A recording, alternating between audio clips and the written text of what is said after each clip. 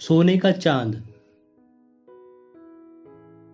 एक नगर में चिंटू नाम का लड़का माता पिता के साथ रहता था।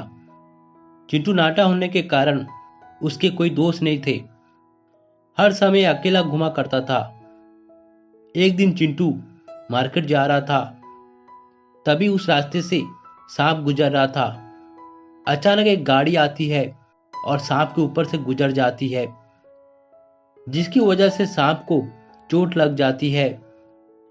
चिंटू सांप के पास जाता है, देखता है सांप को चोट लगी है। चिंटू सांप को लेकर अपने घर जाता है और उसका देखभाल करता है। कुछ दिनों बाद सांप ठीक हो जाता है। तुम्हारा बहुत ही शुक्रिया, अगर तुम नहीं होते तो मैं मर जाता।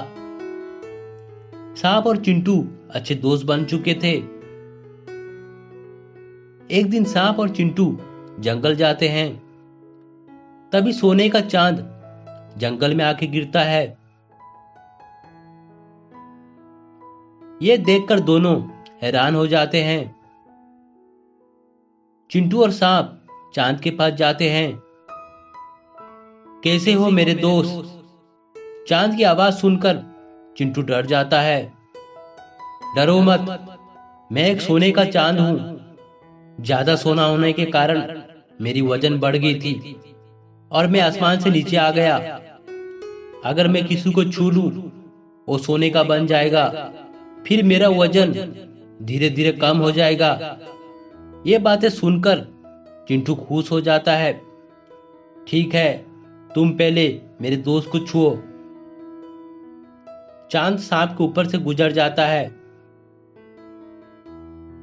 देखता है सांप सोने का बन चुका था। यह देखकर चिंटू लालच में आ चुका था।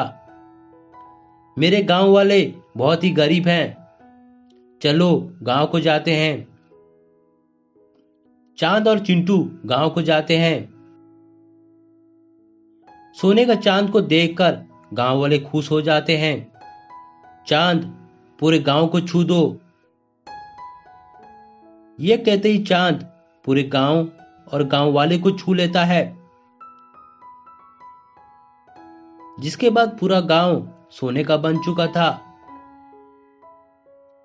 चिंटू ये देखकर हैरान हो जाता है और चांद साधारण चांद बन चुका था। चांद, तुमने ये क्या कर दिया?